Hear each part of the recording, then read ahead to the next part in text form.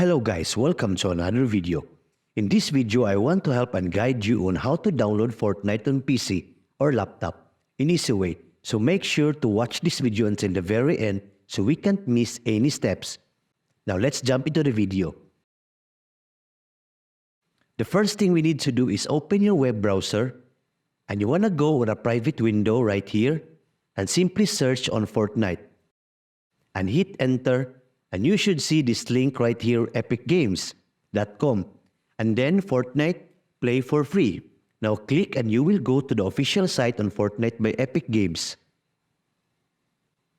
Once you're here, you should see download at the top right corner. You want to click on it now you would like to, and then download and install. Follow the process.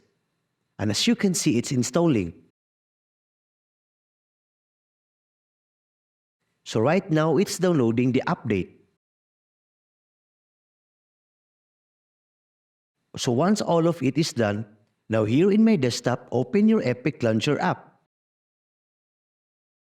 And in here, in the Epic Games, just search for Fortnite. And as you can see, my Fortnite is already in the library. Then click on Library here. And as you can see in the Fortnite game. So click on it and tap, hit or install.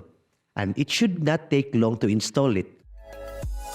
And that's it. So before we end this video, please hit like, share, and subscribe if you are new here.